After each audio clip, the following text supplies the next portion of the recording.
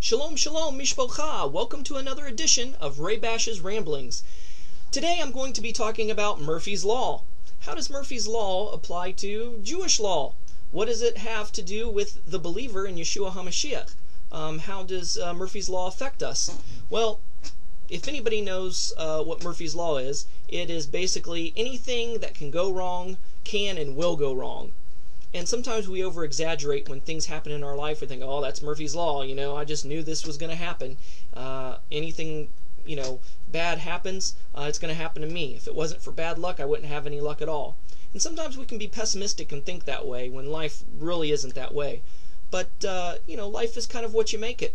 So if you think bad things are going to happen to you, then bad things will come your way. But if you stay positive, you can see the silver lining in those quote-unquote bad things. And that's kind of what I want to talk to you about today. There was a man in Jewish folklore. His name was Gamzel Tov, and that was his nickname. And Gamzel Tov means this too is for the best.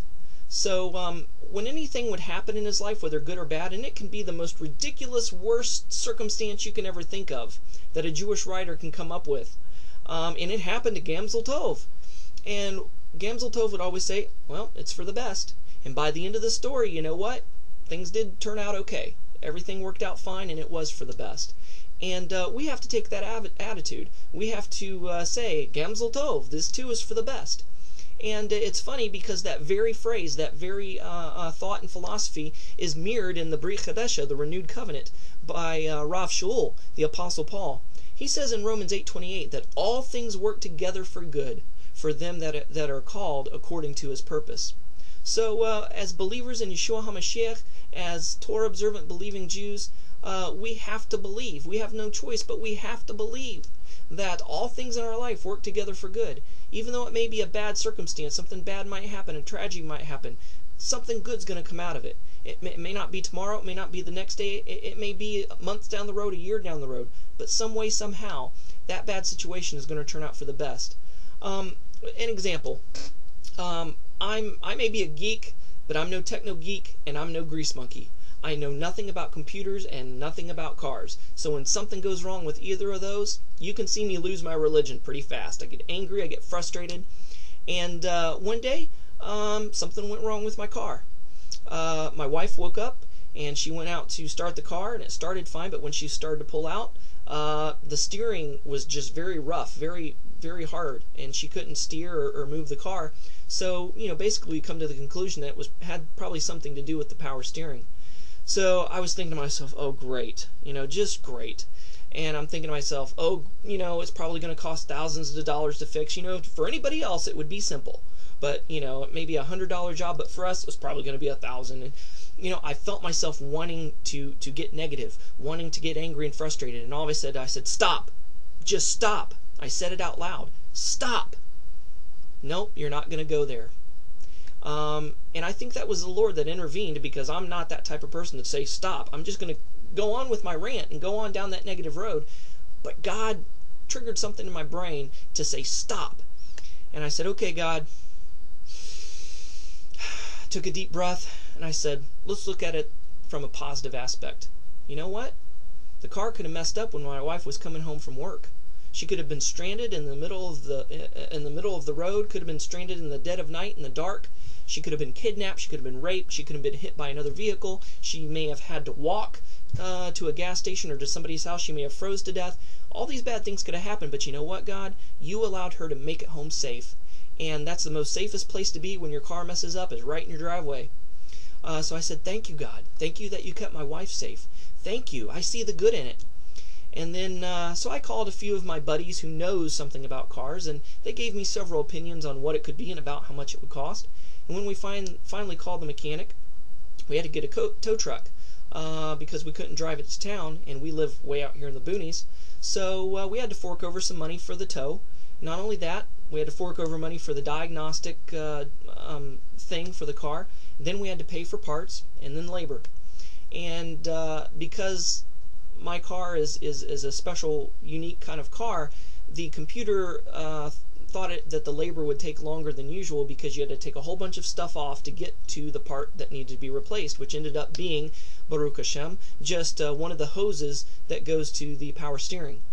Thank God it wasn't the racket pinion steering. That would have cost thousands of dollars. So I said, God, thank you that it's a small problem. Then I could have gotten negative and I could have said, you know what, God? My client, he moved to a different city, so I don't have any more clients, and I've been out of work for 2 weeks. Great, thank you for letting this happen at such a time. But I didn't. I said, you know what? God, you're going to work it out. And sure enough, it wasn't a couple hours after that, my wife came back. There was an unexpected check in the mail, and it totally covered our car repair. So I said, thank you, God. You came at just the right moment. You did this to build up my faith. I said, Gamzel Tov, this too is for the best. You do work things out for the good. But then I started thinking a little bit deeper. I thought, you know what? These are bad, hard economic times. Nobody can really afford to have their car break down. Nobody wants their car to break down. Nobody wants to fork over money for car repairs. But I said to myself, you know what? The tow truck driver has to eat. The mechanic has to eat. You know what? The tow truck driver and the mechanic, you know what? They probably have a wife. They probably have kids. They probably have medical bills. They probably have debt. They probably have groceries to buy, rent to pay, electrical bills to pay, heating bills, all this kind of stuff. You know what? They need the money too. But you know what? There's a negative side that wants to chime in and say, you know what? Yeah, that tow truck guy, you're at his mercy. You can't do anything. You have to pay to get the tow truck so he can charge anything he wants. Oh, and once you get it to the mechanic, if you don't know a lick about cars, he knows that you're stupid, and he's going to charge you out the yin-yang, and you're going to get ripped off. It's going to be highway robbery. But you know what? I got second and third opinions. I kind of knew what the price was going to be, so when he quoted the price, I said, yep, that's fair. And, I'm not really worried about people ripping me off. God, if somebody rips me off, God's going to repay them. God's going to get them back. And, I did research it. Let me tell you a quick story about my grandfather.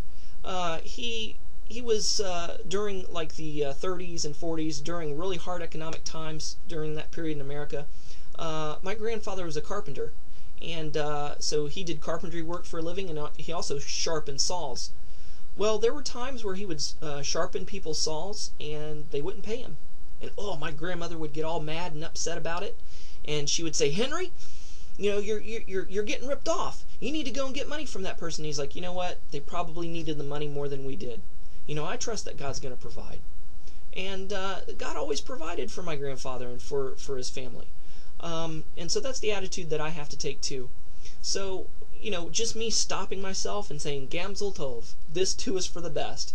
And remembering the words of Rav Shaul, truly all things work together for good for them that love the Lord and are called according to his purpose. So next time Murphy's Law interferes with the Judaic law and you find yourself stranded in the middle of somewhere, and you don't think the situation can get any worse, just say stop, take a deep breath and say, Gamzel Tov, this too is for the best. And remember what Rav Shaul said in Romans 8:28, all things work together for good for them that are called according to his purpose. And you know what? God's going to come through for you. So I hope this little drosh here really ministered to you. And so shalom and Shavua Tov.